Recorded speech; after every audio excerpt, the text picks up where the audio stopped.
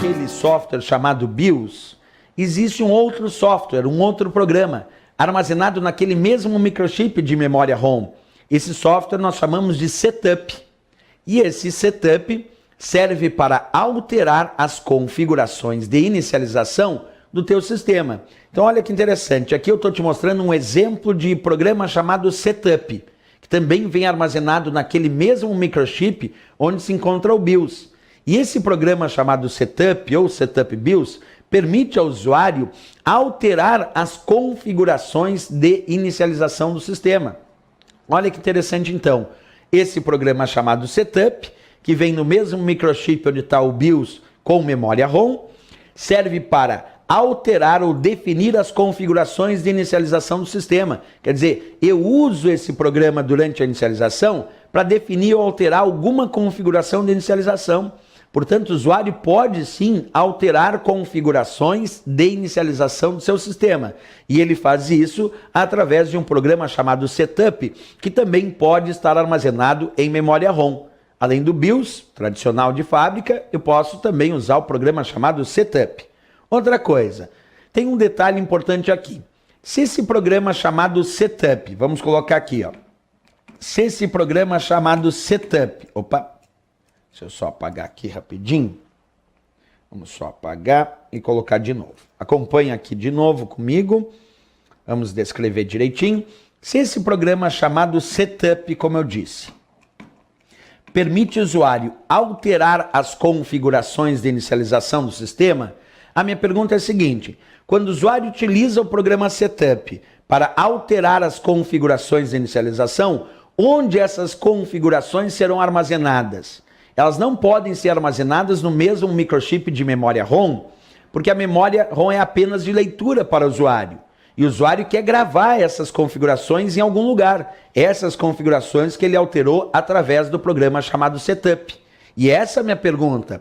Onde o usuário grava as configurações que ele alterou através do programa chamado setup? A resposta, ele grava essas configurações numa outra memória chamada CMOS, que é a memória de configuração.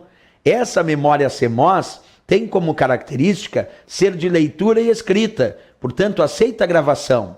Então o usuário utiliza o programa chamado setup para alterar as configurações de inicialização. Mas para gravar essas configurações que ele fez através desse programa chamado setup, isso ele tem que fazer numa outra memória que não é a memória ROM. Então ele grava as configurações que ele fez através do setup numa memória chamada CMOS, a chamada memória de configuração. E a memória CMOS, ela é de leitura e escrita. Quer dizer, ela não é somente de leitura. Observa, a memória CMOS é de leitura e escrita, permite ler os dados e também gravar os dados. Só que um detalhezinho para a CMOS, diferente da ROM, a CMOS é volátil. Isto é, a memória CMOS perde os dados na ausência de energia elétrica. Olha quanta diferença da ROM.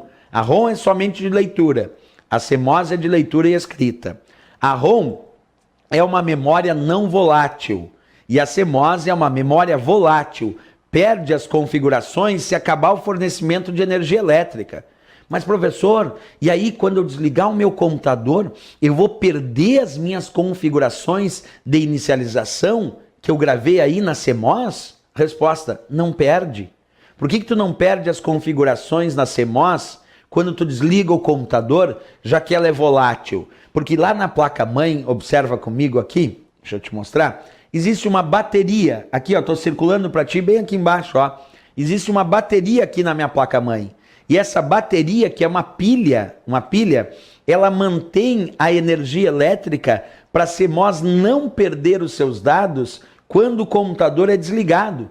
Quer dizer, já que a CMOS é volátil e ela perde os dados na ausência de energia elétrica, eu te pergunto, quem mantém a energia elétrica necessária para a CMOS não perder as configurações de inicialização quando tu desliga o teu computador? É a bateria, é essa pilha, a chamada bateria da CMOS, que está lá na placa-mãe. A bateria da CMOS é a responsável por manter a energia elétrica necessária para a CMOS não perder as configurações de inicialização quando tu desligar o teu computador.